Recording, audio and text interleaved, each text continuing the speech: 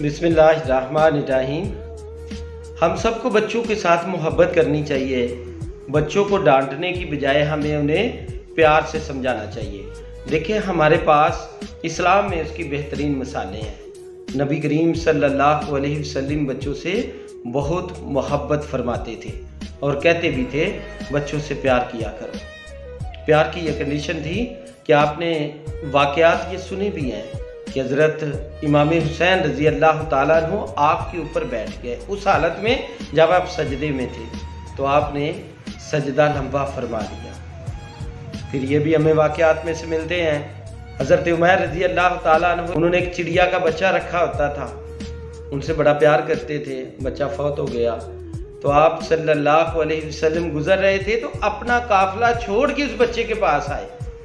हज़रत उमर रज़ी अल्लाह ताला अन्हु से प्यार किया और फरमाया कि क्या हुआ है आपके को, चिड़िया के बच्चे को। तो उन्होंने वाक़या सुनाया तो आपने उससे भी प्यार किया। वहीं बैठे हुए थे। जब कोई चीज़ आती तो आप सबसे पहले जब तकसीम करते तो सबसे पहले बच्चों को खाने के लिए देते। आप फरमाते हैं बच्चों को प्यार के साथ समझाएं, उनसे मोहब्बत करें, उनकी अच्छी तरबियत करें।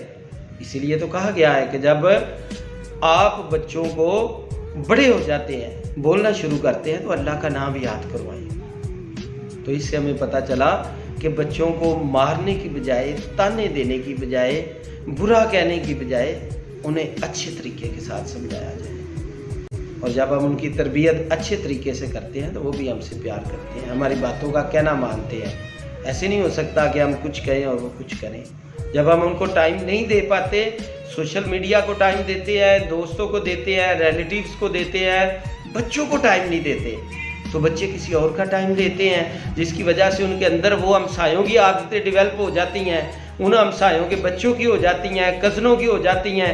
फिर हम रोते हैं, हम उन्हें कहते हैं, बुलाते हैं और हमारी बात का कोई असर नहीं लेते। तो हमें चाहिए कि उनको टाइम दें, मोहब्बत करें, प्यार के साथ समझाएं। जब हम उनको समझाएंगे तो हमारा कहना मानेंगे।